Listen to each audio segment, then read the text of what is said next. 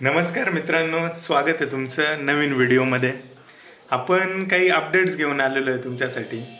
Actually बरेच दिवस आपण पाहिलं मार्केटमध्ये ना फंडामेंटल चालते ना टेक्निकल चालते, कुठल्या ना कुठल्या लेवल कुठल्या काही गोष्टी काही चालत नव्हत्या, फक्त आणि फक्त डेटावर काम होत होतं। आणि ह्या डेटासाठी डेटाचे जे काही पॉईंट्स आहेत ते आपल्याला स्टडी करणं फार इम्पॉर्टंट होतं। त्यातही फार मॅनिप्युलेशन झालं आणि फार ॲग्रेसिव्ह शॉर्ट पोझिशन्स ते आपल्याला त्या ठिकाणी मार्केटमध्ये बघायला मिळत होत्या। एवढ्या निगेटिव्ह पोझिशन्स की प्रत्येक दिवशी ओपन होतानाच निगेटिव्ह 150-200 पॉईंट। आणि ह्यातून काय होत होतं की जो सेंटिमेंट आहे बायरचा, तर लोकांनी असं निगेटिव्ह मार्केट कधी पाहिलेलं नव्हतं। ठीक आहे, निगेटिव्ह मार्केट पाहिलं नसल्यामुळे काय आलं की एक बाय डिफॉल्ट एक सेंटिमेंट असतो की आपण लॉंग करून काम करायचं, म्हणजे बाय करायचं आणि सेल करायचं, बाय करायचं सेल करायचं। ठीक आहे, आता 26,200 पासून मार्केट 22,900 पर्यंत आलं। कुठेतरी थांबेल, 25वर थांबेल, 24वर थांबेल, 23वर थांबेल, कुठेही थांबायला तयार नव्हतं। थोडंसं पुलबॅक आला की परत सोल्ड इंटू। तर ह्याच्यामुळे काय आलं की इन्व्हेस्टरचा जो सेंटिमेंट आहे तो फार बिघडला होता। याच्यामध्ये कुठल्याही टेक्निकल, कुठल्याही फंडामेंटल, कुठल्याही गोष्टी या ठिकाणी चालत नव्हत्या। चांगले स्टॉकसुद्धा फार खाली आलेले। तर हे पॅनिक आहे, हे वन्स इन अ व्हाईल होतं। 1998 नंतर हे फर्स्ट टाइम झाले, मागच्या 30 वर्षामध्ये हे फर्स्ट टाइम झाले की हे कंटिन्यू 6 महिने मार्केट पडताना जे बघायला मिळाले। त्यासाठी सगळे अनअवेअर होते।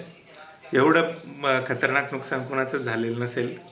मागच्या काही जे आपण बेअर फेजेस आले असतील, काही शॉर्ट टर्म करेक्शन्स असतील, तर ह्याच्यामध्ये एवढं मेजर नुकसान कोणाचं झालेलं आपल्याला आजपर्यंत बघायला नसेल मिळालं। पण ह्या पॅनिकमध्ये पण घाबरायचं आहे का? काही फंडामेंटली स्ट्रॉंग कंपन्या पडत होत्या, तर त्या ॲक्वायर करायच्या आहेत का? ह्या प्रश्नांची उत्तर आपण पुढच्या पार्टमध्ये घेणार आहोत। तर ह्या गोष्टी करत असताना बरेच लोकांचं नुकसान झालेलं आहे। कोणीही कितीही मोठा यूट्यूबर, कोणी कितीही मोठा डेटा ॲनालिस्ट ह्याच्यामध्ये फेल झालेला आहे, हे नाकारता येत नाही। आपण सुद्धा काही लेवलपासून आपण लॉंग होईल ह्या हिशोबाने आपण हे करत होतो, पण ते नाही झालं। तर ह्या ठिकाणी आपण काही छोट्याशा लॉसमध्ये का होईना पण आपण सर्वाईव्ह करतोय। आणि अशा हिशोबाने आपल्याला लॉंग रेंजची जर्नी आहे ती ह्याच्यातून शिकण्यासारखी आहे। करोनामध्ये जी अद्दल घडली की करोनामध्ये जे लोकांना एक हे कळालं की कुठल्याही डीपमध्ये परचेस करायचे, ते ह्यावेळी तसं होताना दिसलं नाही। ह्यावेळी जरी मार्केट डाऊन होतं तरी लोकांची कोणाची बाय करण्याची हिंमत नाही आली। त्याचं रिझन असं आहे की हे स्लो पॉयझनसारखं थोडं खाली येत होतं। आणि खाली येत असताना सुरुवातीच्या काही काळामध्ये मेजर फंड्स लोकांनी लावले, हार्डली 4-5% मार्केट पडल्यानंतर मेजर फंड लावले। आता तिथूनही जर 15-16 म्हणजे तिथूनही 10-12% अजून खाली जात आहे मार्केट। मिड कॅप आणि स्मॉल कॅपची तर गोष्ट सोडून द्या, 20-22% तिथे मेजर करेक्शन आपल्याला बघायला मिळालं। आणि एवढं सगळं खाली जात असताना जर तुमचे 60-70% पैसे मार्केटला लागले, तिथून 5% अजून खाली येणार आहे, तिथूनही अजून 5% खाली येणार आहे। 10-12-15%चा 16%चा ॲक्च्युअल लॉस तुम्हाला ज्यावेळी दिसायला लागेल नवीन पैशांवर, तर बाय डिफॉल्ट पॅनिक होणारच आहे। आणि ह्या चक्करमध्ये व्हॉलॅटिलिटी फार इन्क्रीज होती।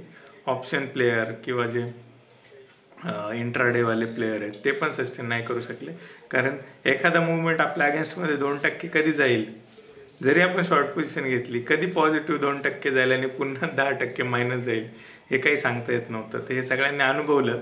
त्याचं ओव्हरकम करण्यासाठी आपण काही गोष्टी घेऊन आलेलो आहे, काही अनाऊन्समेंट आहे। आपण ह्याच्यावर पहिलं पण काम केलेलं आहे, जे हेजिंग आहे।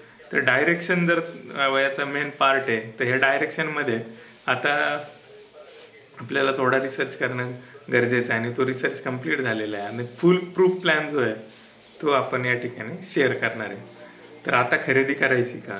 तर मित्रांनो, मला विचाराल तर मी तुम्हाला सांगेल, एक पिरियडिकल SIP मोडमध्येच खरेदी झाली पाहिजे। वन टाईम अशी कुठलीही खरेदी ह्या लेवलला सुद्धा आपल्याला करायची नाही आहे। इथून अजूनही वर जाईल। डेटा पॉझिटिव्ह आहेत, मी शेअर केलेलं आहे ऑलरेडी ग्रुपवर। FIचे डेटा पॉझिटिव्ह आहे, रिटेलर आता बिचारे थोडे निगेटिव्ह व्हायला लागले। तर हे सेंटिमेंट आहेत, ते हे करेक्ट होणारच आहेत, हे करेक्ट होतील। आणि पुढच्या 1-2 महिन्यामध्ये मार्केट थोडंसं वरच्या लेवलला आपल्याला दिसायला काय हरकत नाही आहे। पण असं कोणी प्रेडिक्ट करू नाही शकत की ते वरतीच दिसेल. बघूया आता डेटा काय येतात आणि रिअल टाईम आपल्याला जे चेंजेस येतात डे वाईज डेटा, त्यानुसार आपण ते डिसाईड करूया. तर आय होप तुम्ही फार मोठ्या लॉसमध्ये नसाल, आणि जरी असाल तरी काळजी करण्याचं काही कारण नाही. आपल्याकडे असा फुल प्रूफ प्लॅन आपल्याकडे हाती लागलेला आहे, आणि हा फुल प्रूफ प्लॅन हेजिंग याच्यावर फार कमी लोक बोलतात. आता मी काल गेलो होतो एक्झामसाठी, म्हणजे CPE प्रोग्राम होता, तुम्हाला माहितीच आहे. 2010 पासून मी NISM सर्टिफाईड आहे डेरिव्हेटिव्हजमध्ये, करन्सी डेरिव्हेटिव्ज. त्याच्यामध्ये ह्या गोष्टी हे करत असताना मला एक गोष्ट प्रकर्षाने जाणवली, आपलं लॉस होतं आपल्या नॉलेजमुळं. ते नॉलेज आहे हे फार कमी पडतं आहे, आणि ह्या नॉलेज शेअरिंग ही कमी झालेली आहे. हे मोठे मोठे यूट्यूबर तुम्हाला काही गोष्टींमध्ये ढकलतायत. आता क्रिप्टो घेऊन आलेले आहेत, माहिती असेल तुम्हाला. आता ऑप्शनबद्दल कोण नाही बोलत, आता तुम्ही क्रिप्टोचं अकाउंट खोला, तिकडे लिव्हरेज घ्या आणि तिकडं मरा, तिकडे बुडवा पैसे. ना त्याचा डेटा कोणाकडे असणार आहे, ना त्याच्याबद्दल कोणी बोलणार आहे. हे इथं जरी सेबी तुम्हाला सांगते ॲटलिस्ट 10 पैकी 9 जण लॉस करतायत वगैरे, प्रोबॅबिलिटी 10%ची, ठीक आहे. तिकडे तुम्हाला कोणी सांगणार नाही की किती बुडालाय, काय बुडालंय, काय झालंय. Pure gambling.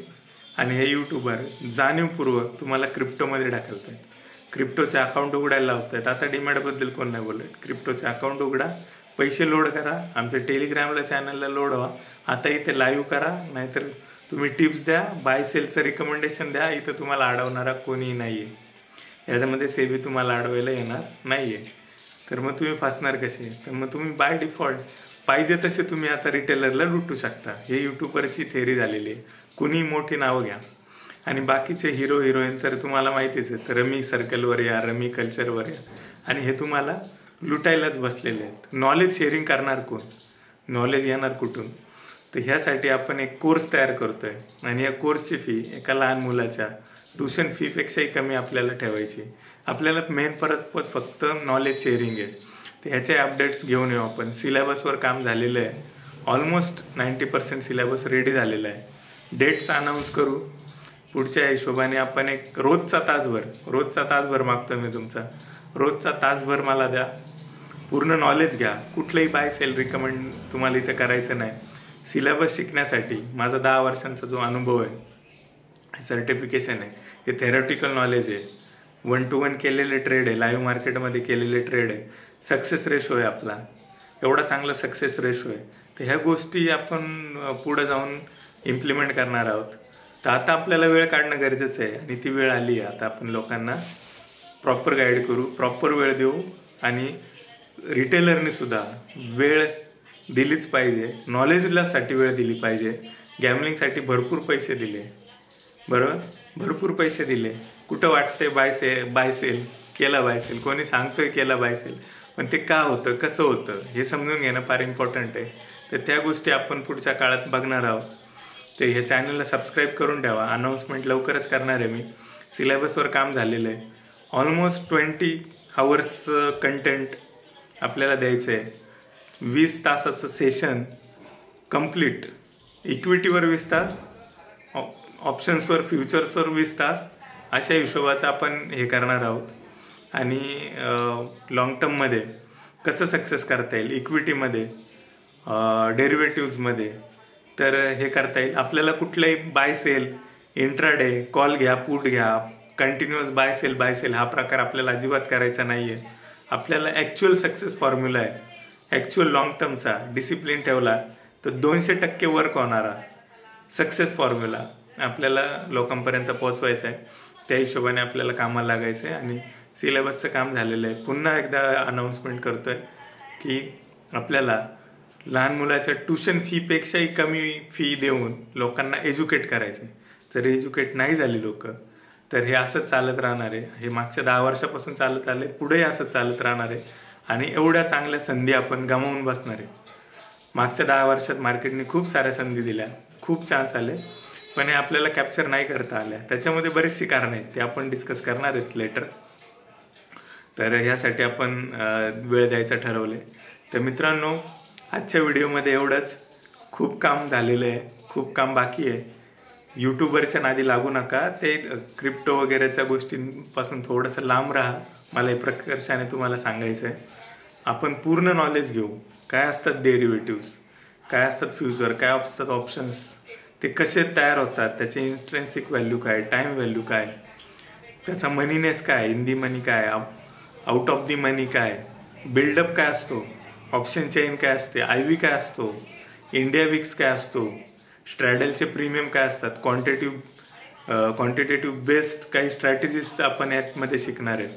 काही अशा लॉंग टर्मच्या हेजिंग स्ट्रॅटेजीज आरामात रात्रीचं झोपू शकतो. मोठी पोझिशन उभी राहिली तरी आपण आरामात झोपू शकतो आणि प्रॉफिट आपण रन होताना बघू शकतो. तर अशा बऱ्याचशा गोष्टी आहेत आपल्याला हे करायच्यात. तुम्हाला काय वाटतं, मार्केटमध्ये आल्यानंतर फक्त बाय केला आणि सेल केला झालं? असं नाही आहे मित्रांनो. हे करत असताना आपल्याला फार डिसिप्लिन लागते आणि हे डिसिप्लिन 100पैकी 99 लोकांकडे नाही आहे. तर हे डिसिप्लिन कसं डेव्हलप करायचं, ह्यासाठी आपल्याला काय वेगळं करता येईल, तर ह्याचं आपण प्लॅनिंग बघणार आहोत. ह्यासाठी एक परफेक्ट सेटअप, मार्केटमध्ये उद्या ट्रेड करताना किंवा पोझिशन घेताना आपल्याला काय पॅरामीटर बघायचे आहेत, तर हे आपण डिस्कस करणार आहोत. तर मी फार वेळ घेत नाही तुमचा. कंटेंट माहिती आहेत, माझ्यासोबत जे लोक जुडलेले आहेत त्यांना माहिती आहे आपलं रिसर्च काय लेवलचं आहे, आपण स्ट्राईक रेट काय आपला, आणि आपण कशा पद्धतीने करू शकतो. डिसिप्लिनचा पार्ट, त्याच्यावर आपण फार मेजर काम करू आणि सक्सेस हा 200% आहे. थोडासा वेळ लागेल, पेशन्स ठेवावे लागतील. महिनाभर फक्त एज्युकेशन, 20 तासाचं pure educational content, theoretical, educational, सगळं थेरी बेस. पुस्तकाचं जे मिळते आपल्याला पी रेशोज वगैरे वगैरे, ते ॲक्च्युली रीड कशा होतात, कोण कुठे FII घुसतो, कोण रिटेलर प्रमोटर कुठे पोझिशन्स बनवतोय, बऱ्याचशा गोष्टी आहेत त्याच्यामध्ये, हे आपल्याला शिकायच्यात. तर आय होप हा व्हिडिओ तुम्हाला फायदेशीर ठरला असेल. पाहूया, सबस्क्राईब करून ठेवा, लवकरच अनाऊन्समेंट होईल, डेट्स आपण कळू. आपल्याला एक लॉंग चॅम्पियनशिप घ्यायची आहे, महाराष्ट्र लेवलवर ऑप्शनची चॅम्पियनशिप घ्यायची, ज्याच्यामध्ये ट्रेडर्स त्यांच्या नॉलेजच्या बेसवर एकमेकांशी कॉम्पीट करतील, ट्रेड घेतील, रेकॉर्ड करतील, त्यांचा सगळा हिस्टॉरिकल डेटा म्हणजे ॲनालिसिस, त्यांचं ट्रेडचं ॲनालिसिस मी स्वतः करणार आहे. आणि बरेच सस्पेन्स अजून आपल्याला उघड करायचे आहेत. तर चॅनलला सबस्क्राईब करून ठेवा, लोकांपर्यंत पोहोचवा आणि तयारीला लागा. थँक्यू मित्रांनो.